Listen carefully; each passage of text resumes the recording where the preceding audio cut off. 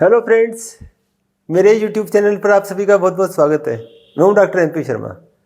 इस वीडियो में अपन पढ़ रहे हैं न्यूक्लियस को, केंद्रक, कोशिका का सेंटर, कोशिका का ब्रेन।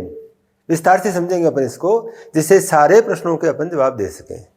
लेकिन टॉपिक शुरू करने से पहले एक आवश्यक बात, यदि ये वीडियो आपको पसंद आए तो उसको लाइक करें, शेयर करें और चैनल को सब्सक्राइब करें, जिससे आने वाली वीडियो आपको जल्दी जल्दी मिल सके। तो चलिए शुरू करते हैं अपन केंद्रक को। न्यूक्लियस, केंद्रक, सेल को कंट्रोल करने वाला, कंट्रोलिंग सेंटर, सेल के विभिन्न कोशिकाओं को कोऑर्डिनेट करने वाला, उनके बीच में समन्वय करने वाला, कोऑर्डिनेटिंग सेंटर। और हमारे शरीर में ये काम ब्रेन करता है, इसलिए इसको कोशिका का ब्रेन कहते हैं। संख्या कितनी होती है इनकी? इनकी संख्या यूजुअली एक होती है एक कोशिका में, लेकिन यदि दो हों तो बाइन्यूक्लिएट कहलाते हैं और ज्यादा हों तो मल्टीन्यूक्लिएट कहलाते हैं। इनके उदाहरण पढ़ेंगे अपन अभी।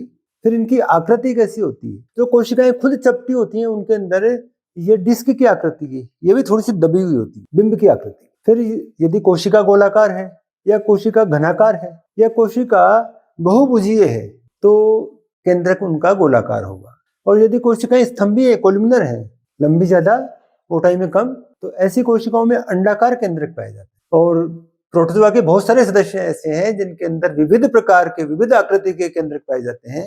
जैसे सी की आकृति का केंद्रक पाया जाता है वोर्टिसेला में, जैसे किडनी की आकृति के केंद्रक पाए जाते हैं, शाखित केंद्रक पाए जाते हैं। तो अलग अलग आकार के केंद्रक और पाए जाते हैं खास खास तरह के प्रोटोजोन्स। अपन इतिहास की बात भी कर लेते हैं। सरल सा प्रश्न हो सकता है इस पर कि खोज किसने की? खोज रॉबर्ट ब्राउन ने की, प्लांट सेल्स में की, फ्लावरिंग प्लांट्स में की। अब अपन एक से अधिक केंद्रक वाले सेल्स की एग्जांपल की बात करते हैं अपन। तो यूजुअली कोशिकाओं में एक सेल के अंदर एक न्यूक्लियस होता है, लेकिन दो होने पर बाइन्यूक्लिएट कहलाते हैं। इसका बढ़िया उदाहरण है पैरामीशियम। पैरामीशियम एक प्रोटोजोन है, सिलेटा वर्ग का सदस्य है ये। इसके अंदर एक छोटा न्यूक्लियस होता है, माइक्रो न्यूक्लियस, लघु केंद्रक।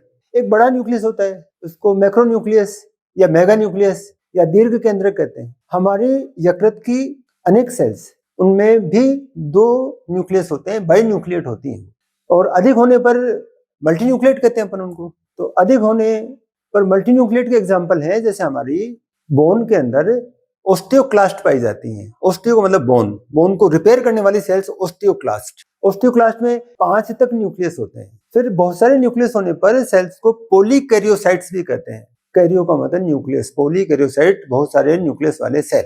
और ये दो प्रकार से बनते हैं। एनिमल्स में, जैसे हमारे में भी स्केलेटल मसल्स, हमारी रेखित पेशियां, हमारी ऐच्छिक पेशियां, ये वाली पेशियां हमारी, इनके अंदर ये जब पेशियां बनती हैं तो इस तरह से छोटे छोटे सेल्स फ्यूज होकर एक बड़ा सेल बनाते हैं। और इन सारे सेल्स की न्यूक्लियस इस बड़े सेल के अंदर अलग अलग जगह पर फैल जाती हैं।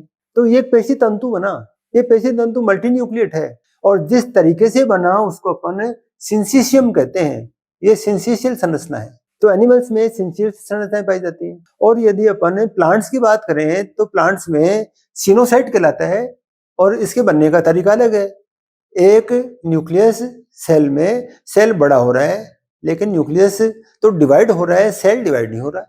और लगातार न्यूक्लियस की संख्या बढ़ती जाती है, सेल की साइज बढ़ती जाती है और इस प्रकार एक मल्टीन्यूक्लिएट स्ट्रक्चर हो जाती है जिसको अपन सिनोसाइट कहते हैं। और इसका एग्जांपल है फंगल हाइफा, कवक के तंतु। न्यूक्लियोप्लाज्मिक इंडेक्स क्या है या कैरियोप्लाज्मिक इंडेक्स क्या है? तो प्रश्न यह है कि क्या न्यूक्लियस के वॉल्यूम का और सेल के वॉल्यूम का कोई रिलेशन है? और इसके लिए हार्टविग ने ये कंसेप्ट दिया, कैरियोप्लाज्मिक इंडेक्स, न्यूक्लियोप्लाज्मिक इंडेक्स। और इसकी वैल्यू है वॉल्यूम ऑफ न्यूक्लियस। न्यूक्लियस के वॉल्यूम को डिवाइड कर दें अपन साइटोप्लाज्म के वॉल्यूम से, और साइटोप्लाज्म का वॉल्यूम निकालेंगे अपन सेल के वॉल्यूम में से, न्यूक्लियस का वॉल्यूम माइनस कर दें। तो मान लो किसी न्यूक्लियस का वॉल्यूम 1 यूनिट है और सेल का वॉल्यूम 7 यूनिट है, तो कैरियोप्लाज्मिक इंडेक्स हो जाएगा 1/6। 7 में से 1 माइनस कर दिया तो 1/6 हो जाएगा। ये कैरियोप्लाज्मिक इंडेक्स कहलाएगा। और ये यूजुअल सेल्स की ये वैल्यू है। कैरियोप्लाज्मिक इंडेक्स सामान्यतया कोशिकाओं का 1/6 होता है। और सेल ग्रो कर रहा है, न्यूक्लियस उसके साथ में उतना ग्रो नहीं करता, तो कैरियोप्लाज्मिक इंडेक्स कम हो जाता है। और ऐसी स्थिति में सेल डिवाइड होता है। तो हार्टविक के अनुसार सेल डिवाइड तब होते हैं जब कार्डियोप्लाज्मिक इंडेक्स कम होता है और वापस बढ़ जाता है डिवीजन के बाद। क्या गुणसूत्रों के सेट के साथ में न्यूक्लियस के वॉल्यूम का कोई संबंध है? तो जिन सेल्स में या जिन न्यूक्लियस में गुणसूत्रों का एक सेट होता है उनको हैप्लॉइड कहते हैं, जिनमें दो सेट होते हैं उनको डिप्लॉइड कहते हैं, और जिनमें दो से भी ज्यादा होते हैं उनको अपन पॉलीप्लॉइड कहते हैं।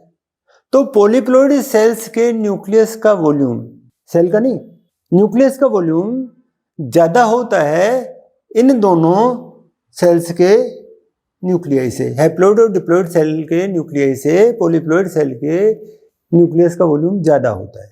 फिर दो टर्म और है न्यूक्लियस से संबंधित, एक metabolic nucleus. Metabolic nucleus resting stage का सेल है, उसका न्यूक्लियस मेटाबॉलिक न्यूक्लियस कहलाता है। और रेस्टिंग का मतलब आराम नहीं कर रहा है, रेस्टिंग का मतलब वो काम कर रहा है जिसके लिए वो बना हुआ है।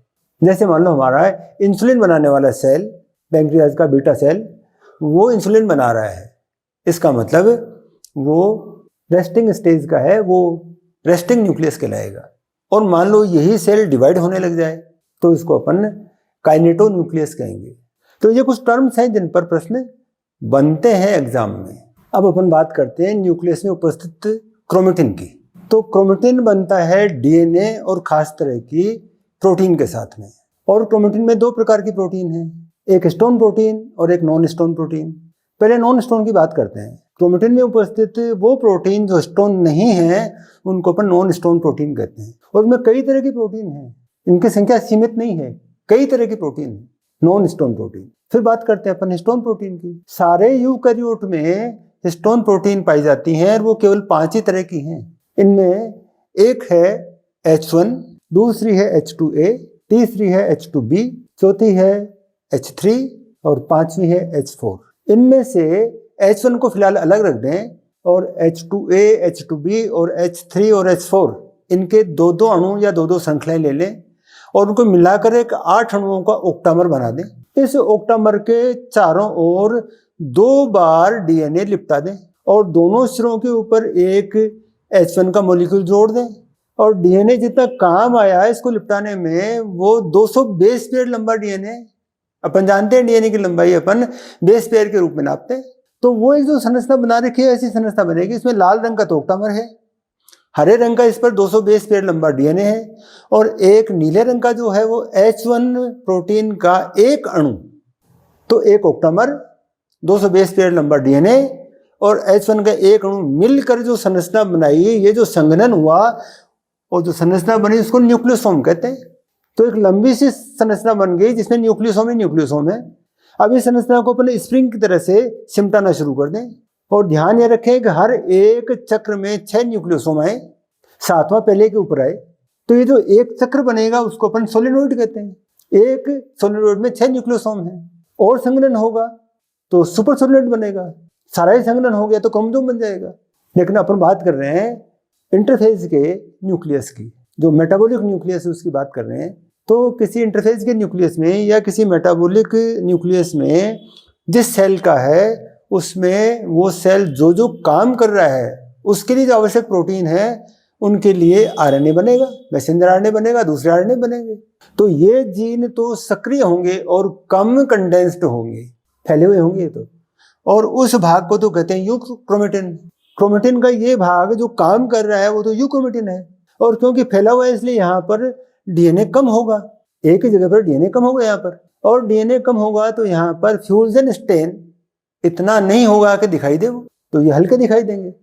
इनकी तुलना करें अपन डीएनए का वो भाग जो उस सेल में आरएनए नहीं बना रहा है, या वो डीएनए जो किसी भी सेल में आरएनए नहीं बनाता है, जो नॉन जेनेटिक है, वो तो सिमटा हुआ पड़ा रहेगा, वो फैला हुआ क्यों रहे। तो इस डीएनए को, सिमटे हुए डीएनए को अपन हेटेरोक्रोमेटिन कहते हैं। और क्योंकि ये सिमटा हुआ है इसलिए एक जगह पर बहुत सारा डीएनए है और इस बहुत सारे डीएनए के द्वारा फ्यूजन स्टेन ज्यादा लिया जाएगा, इसलिए भाग गहरे दिखाई देते हैं। इस प्रकार किसी इंटरफेज के न्यूक्लियस में, किसी मेटाबॉलिक न्यूक्लियस में हेटेरोक्रोमेटिन और यूक्रोमेटिन दोनों भाग दिखाई देते हैं। और ये कौन सा भाग हेटेरोक्रोमेटिन होगा, कौन सा यूक्रोमेटिन होगा, ये एक कोशिका और दूसरी कोशिका में बदलता रहता है, क्योंकि सक्रिय रहने वाले जीन दोनों कोशिकाओं के अलग अलग हो सकते हैं। न्यूक्लियर एनवलप, न्यूक्लियस के चारों ओर एक आवरण पाया जाता है, केंद्रक आवरण। इसको कैरियोथीका भी कहते हैं। कैरियो का मतलब न्यूक्लियस, थीका का मतलब आवरण, कवर। ये दो मेम्ब्रेन का बना हुआ है, दो यूनिट मेम्ब्रेन का, दो इकाई कलाओं का बना हुआ है। एक आउटर न्यूक्लियर मेम्ब्रेन, एक इनर न्यूक्लियर मेम्ब्रेन। दोनों के बीच में जगह भी है 100 से 300 एंगस्ट्रॉम की। आउटर न्यूक्लियर मेम्ब्रेन की संरचना एंडोप्लाज्मिक रेटिकुलम की सिस्टर्नी से मिलती है, और एंडोप्लाज्मिक रेटिकुलम की सिस्टर्नी की गुहा, उसकी कैविटी, उसकी ल्यूमन और ये स्थान दोनों आपस में जुड़े रहते हैं। यहाँ से उन चैनल्स के द्वारा, जो पतली नलिकाएं हैं, उनके द्वारा चीजें उधर से इधर और इधर से उधर जाती हैं। एंडोप्लाज्मिक रेटिकुलम की सिस्टर्नी की तरह से यहाँ भी राइबोसोम्स पाए जाते हैं, और राइबोसोम्स के द्वारा प्रोटीन का संश्लेषण होता है। तो ईआर की सिस्टर्नी से जुड़े राइबोसोम से बने प्रोटीन ईआर की सिस्टर्नी के ल्यूमन में एंटर करते हैं, और यहाँ जो राइबोसोम जुड़े हुए हैं उनसे संश्लेषित प्रोटीन यहाँ आते हैं। दोनों स्थानों में प्रोटीन में आवश्यक काटछांट होती है। पोस्ट ट्रांसलेशनल चेंज कहते हैं इसको, प्रोटीन का संश्लेषण, ट्रांसलेशन, और उसके बाद में होने वाले परिवर्तन, उसको प्रोटीन की प्रोसेसिंग भी कहते हैं, और वो काम करने लायक बनाई जाती है। ये तो outer nuclear membrane. Inner nuclear membrane की संरचना सामान्य है, इसमें कोई विशेष बात नहीं होती, लेकिन इनसे जुड़े हुए एंजाइम सिस्टम होते हैं। सारे कोशिकांगों में इकाई कला की मूलभूत संरचना तो समान होती है, लेकिन हर कोशिकांग का एक अलग से स्पेसिफिक काम है। तो मेम्ब्रेन उस काम के अनुसार दूसरी संरचनाओं युक्त और होती है, दूसरी विशेषताओं युक्त और होती है। यही तो कोशिकांगों की विशेषता है। फिर न्यूक्लियोपोर क्या है? केंद्रक आवरण पर जगह जगह पर छिद्र हैं, और दो छिद्रों के बीच की दूरी 1500 एंगस्ट्रॉम है, और पोर के अंदर एक प्रोटीन का बना हुआ अष्टभुजीय कॉम्प्लेक्स है, पोर कॉम्प्लेक्स। अब इस पोर पर आउटर न्यूक्लियर मेम्ब्रेन और इनर न्यूक्लियर मेम्ब्रेन आपस में जुड़ी हुई हैं, ये कंटिन्यूअस है। पोर कॉम्प्लेक्स की 8 प्रोटीन के बीच में एक रास्ता भी, एक चैनल भी है, और ऐसा भी मानते हैं कि यहाँ पर एक प्लग भी है। ये ट्रांसपोर्ट के काम आता है, पदार्थों के लेने देने के काम आता है। पोर साइज बड़ी है, लेकिन पारगम्यता इसकी चयनात्मक है, सेलेक्टिवली परमेबल है। ऐसा नहीं है कि कोई ये इसका रास्ता बड़ा है तो कोई भी चीज आ जाएगी इधर या कोई भी चीज चली जाएगी उधर, ऐसा नहीं। चयनात्मक पारगम्यता है, और एक्टिव और पैसिव दोनों तरह के ट्रांसपोर्ट हैं। और फैसिलिटेटेड डिफ्यूजन, अपन ने सेल मेम्ब्रेन में पढ़ा है ट्रांसपोर्ट का तरीका, फैसिलिटेटेड डिफ्यूजन। प्रोटीन यहाँ से यहाँ कैरी करती है चीजों को, यहाँ से यहाँ कैरी करती है चीजों को, और एक पोर में पर सेकंड 1000 ट्रांसलोकेशन होते हैं इस तरह के। 1000 मॉलिक्यूल्स को यहाँ से यहाँ छोड़ती हैं या यहाँ से यहाँ छोड़ती हैं। यहाँ पर इनर न्यूक्लियर मेम्ब्रेन के अंदर की तरफ, इस न्यूक्लियोप्लाज्म की तरफ फाइब्रस प्रोटीन से बना हुआ एक लहरदार आवरण और है, उसको फाइब्रस लेमिना कहते हैं। लेमिन प्रोटीन से बना हुआ जो फाइब्रस प्रोटीन है। काम क्या है इसका? पहला काम तो इस न्यूक्लियर एनवेलप को सपोर्ट करना है, उसकी आकृति को बनाए रखना है, खास आकृति में बना हुआ है ये। दूसरा काम है जिस समय न्यूक्लियर एनवेलप डिसअपीयर होता है। कब होता है? विभाजन के समय। तो न्यूक्लियर एनवेलप लुप्त होकर कहाँ जाएगा? ये छोटी छोटी वेसिकल्स में बदल जाएगा, और जब सेल का डिवीजन पूरा हो गया, क्रोमोसोम के चारों ओर फिर एक न्यूक्लियर एनवेलप बनेगा, तो ये वेसिकल्स ये काम करती हैं, न्यूक्लियर एनवेलप बनाती हैं। लेकिन इस काम में, वापस बनने के काम में, ये प्रोटीन सहायक है, ये प्रोटीन उसमें सहायता करती हैं। और तीसरा काम, इस न्यूक्लियस में यहाँ पर क्रोमेटिन पदार्थ खास तरह से व्यवस्थित है, ऐसे झुंड बनाकर यूजलेस रूप में नहीं रहता, व्यवस्थित रूप में रहता है। तो कौन बनाए रखता है इसकी व्यवस्था? इस प्रोटीन के आवरण से क्रोमेटिन पदार्थ के सिरे, यानी गुणसूत्रों के सिरे यानी टीलोमियर खास जगह पर खास तरह से जुड़े रहते हैं, जिससे सुचारू काम चलता रहे। कौन सा काम? चाहे डीएनए के रेप्लिकेशन का हो या डीएनए से आरएनए के बनने का हो। तो ये इस प्रकार से केंद्रक आवरण की, न्यूक्लियर एनवेलप की या कैरियोथीका की संरचना और उसके सामान्य कार्य।